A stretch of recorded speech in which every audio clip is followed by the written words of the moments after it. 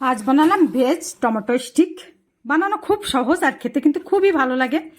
অর্ধেক পাতাকপি নিয়ে নিলাম, আর পাতাকপি আমি ছোট ছোট করে কুচকুচ করে কেটে নেব, পাতলা পাতলা করে। একটা বটির সাহায্যে কেটে একটা পাত্রে উঠাই নিলাম পাতাকপিগুলো, আর একটা পাত্রে জল নিয়ে ওই জলের ভিতরে দিয়ে দিলাম।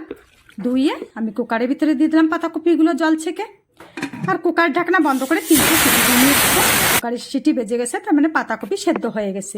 4টে টমেটো নিলাম, বটির সাহায্যে কেটে নিলাম টমেটো, আর গ্রাইন্ডারের বাটির ভিতরে দিয়ে দিলাম। আমি বেটে নিয়ে আসবো। পাতাকপিগুলো একটা পাত্রে নামিয়ে নিলাম। অনেকটা ঠান্ডা হওয়ার পরে একটু হাতে মুঠে মুঠে পাতাকপির রসটা একটু বের করে নেব, অনেকটাই যতটুকু পারা যায় রসটা বের করে নিলাম।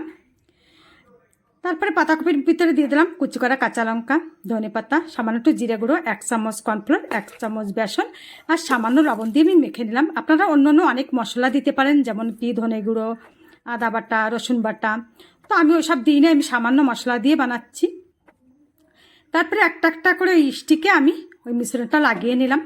আর এখন গ্যাসে তাওয়া বসায় দিয়ে দিলাম সাদা তেল তাওয়ার পরে। আর এখন ওই স্টিকগুলো একটা একটা করে দিয়ে দিলাম, ভেজে নেব। একটু উল্টায় পাল্টায় লাল লাল করে ভেজে নিলাম।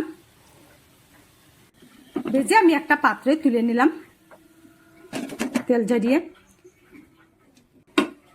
আর তা অনেকটাই তেল ছিল, আমি কমায় নিলাম। কমায়ে দিয়ে দিলাম তাওয়ার পরে কারি পাতা, আর দিয়ে দিলাম বেটে রাখা টমেটো, সামান্য একটু হলুদ গুঁড়ো, লঙ্কার গুঁড়ো, আর পরিমাণ মতো লবণ দিয়ে একটু নাড়ে চেড়ে দিয়ে দিলাম আধা চামচের মতন চিনি। চিনিটা আপনাদের পছন্দ হলে দেবেন, না হলে দেবেন না।